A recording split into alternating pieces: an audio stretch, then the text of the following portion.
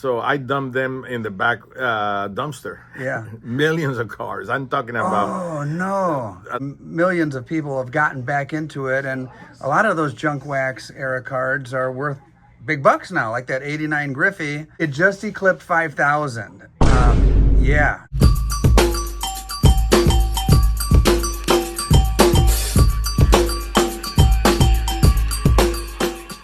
Peter, good to see you again, buddy. Nice to see you. And normally when I'm here with you, I'm looking for coins, silver coins, libertads, maybe a gold coin on occasion. And today we're talking about sports cards, because your shop used to be a combination sports cards and coins, and now you're 99% coins and bullion, and not so much cards anymore. When did you get out of the card business, and why? Right around 2005, 2006. And the reason, the overproduction of cars by the companies. Yeah. And then none of the companies like Donruss, Fleer, Upper Deck, Tops, and then there were Pacific and the Ted Williams. Too many companies, too many makers, and overflow of products. Yeah. And there was so much product out there that the cars didn't hold their value. Right. Instead of just holding the production down to make the cars be more scarce and difficult, they make too many of them. Yeah. And then they start grading cars, and people became more like involved in I want a 10 or a 9.5, and I pay $1,000 for a 9.5 or a 2,000 for a 10. Well, became now a game of who had the best car and if it's a good investment for the future or not. Yeah. And I say, well, I'm going to get out of there. Yeah. So it became more about investing and less about collecting, would you say is, a good way of putting it? Yes, because I think if you like Ken Griffey Jr., for example, Mickey Mantle, or whoever you like. Roberto Clemente, doesn't matter the condition. Right. As long as you have the car, you say, hey, I got a rookie car from Clemente. Yeah. And I have one up there. And you know what? It doesn't matter to me if the corners are soft or they're a 10. The 10 is the people that want to make money and say, I want to sell this car for $1 million. Yeah. Well, to me, it's just about having the car and enjoy having the car. I'm in that second category, Peter. I collect Clemente, and most of my collection are beat up cards. Yes. Just because A, that's in my price range, and B, they're appealing to me. They look good, and I don't care if they're worn on the corners. It kind of shows that somebody loved them at one point in time and took them out and showed them off and played with them and all that. A lot of people, especially the younger guys, don't think that way. But you made it all the way through the junk wax period, the late 80s, 90s, and by 2005 you had enough, huh? I had enough, and I basically donated to the Bloomington Hospital most of the cars to the child department where they got the little kids, and then they told me, don't bring any more. We got so many of them that every kid have a box and more, and my husband has and my kids have, and so I dumped them in the back dumpster. Yeah. Millions of cars. I'm talking about. Oh, no. As many cars, and they didn't have no value. Nobody cares about them. Yeah. Well, right now, the kids that collected in 1989 are, have got money in their pockets because they're at that age. And, it's kind of coming back around over the last 2, 3, 4, 5, well, ever since COVID, really.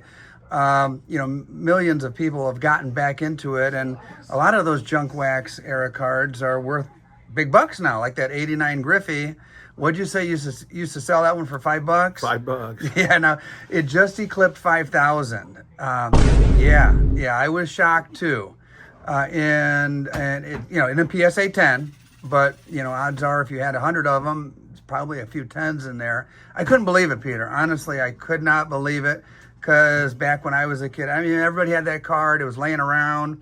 Everybody liked Ken Griffey Jr., but who would have known it would have been worth $5,000? Well, the key there is first you have to get a 10. Yeah. And they're not easy to get a 10. Absolutely not. Second, there were so many of those cars made. And then that was something that came in the news later on that McWilliam, which was the owner of Upper Deck, Yeah.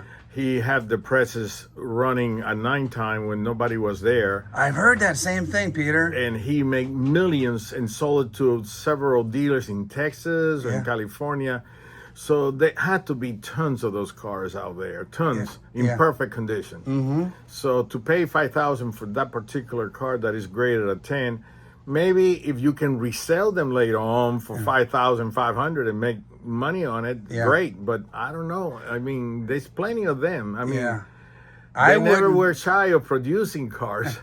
I wouldn't. Yeah, I've heard that same story. I've heard it was basically they own their own printing press at that point in Yes, time. yes. And even if they were only selling them for $5 in 1990,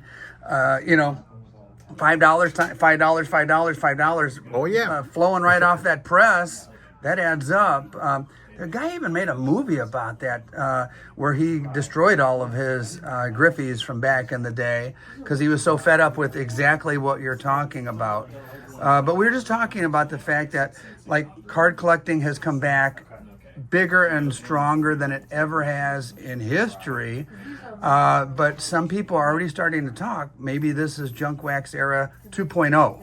Yes. Where- and that may be the case, you know. Yeah, I mean, you lived through the first one. I lived through it and I threw away millions of cars. Man.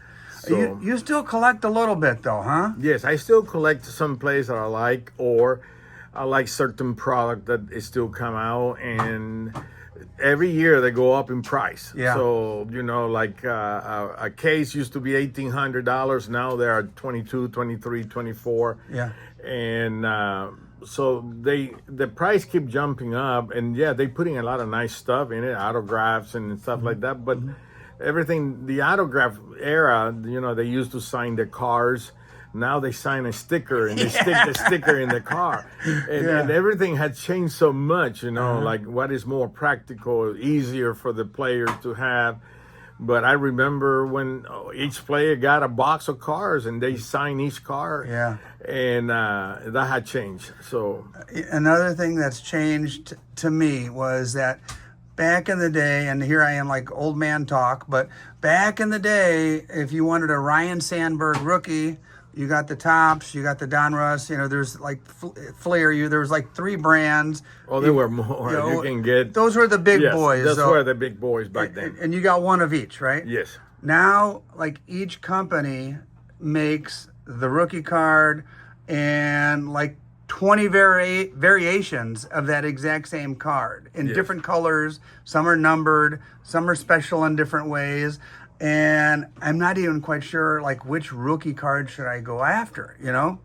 And that is going to kill the market, because what happened in the 1980s and 90s was the subsets. Mm-hmm. They start producing subsets and another subset, and every year they came out with a new subset. And that really killed the market, because there were so many cars to collect from the same players that sometimes one year you have 100, 200 cars from the same player. Yeah. And you say, which one I want? Well, I collect all of them. It was a lot cheaper back then than it is now, because I order a box, a case. And when I opened the case, it cost me $1,500. Inside there was a box, just a box. Inside the box was a pack, one pack. Wow. And there were 7 cars in the pack, $1,500. Gee. And I think that was from Panini, and that was like special cars. They were all autographs, and they have autograph and patches or whatever it is. But $1,500 is pretty expensive for one pack. Oh, yeah. So the cost is a lot higher now. Oh, hey, can you show me those Clementes? Because you know I'm a Clemente Yeah. collector. And can we move over that way and look Sure, at that? yeah. Okay. So, Peter, when you said, well, I don't have any cards left, but I do have those Clementes. I couldn't believe it, man. My eyes bugged out when I saw this set. And the thing that made me the saddest that it says not for sale. Not that I could have afforded it anyway. I mean, you've got the rookie in there. Where did you get this set, my friend? This is a gift from a friend. Wow. This is absolutely amazing. What a good friend. Yes. And he just knew you were a Clemente fan? Oh, yes. And man, oh man, what a collection. Honestly, I can't say I've ever seen an entire Clemente set, like all in one place. You know, normally you go into card shops, card shows, you know, you see a handful here and there, but not the whole set like this. This is really incredible. Any idea of the worth of something like this? No idea. No idea. No idea. But he used to be a neighbor in Puerto Rico. When I lived in Puerto Rico. Really? We didn't live right in the same street, but we lived pretty close. So I saw him many times. Really? And I did have a bulb autograph by him that ended in somebody's roof. Oh, gosh. That's hilarious. I never lost a bulb, but I did. Man, how did he carry himself? Was he a decent guy? A real decent guy. Okay. And always helping kids. And I remember one time he was driving and he stopped just to teach a kid that was holding the bat with both hands, and he got a space and he said, no, you have to put so he was a real good person. You'll be happy to know, maybe you knew this already, but they're making a Clemente movie. Okay. Just like they made Jackie Robinson, Yes. 42.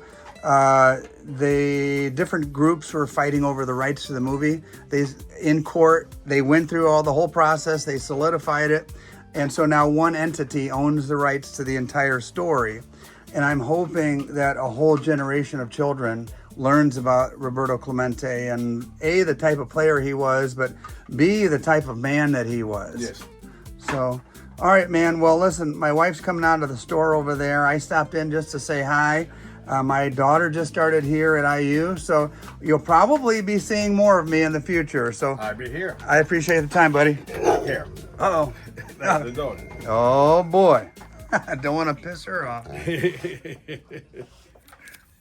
Hey, thank you so much for watching. Now let me show you what I picked up at Peter's shop. He did have a couple of cards. Fernando Mendoza, I think he's going to be really great. You can't go to Bloomington, Indiana and see a Mendoza and not pick it up.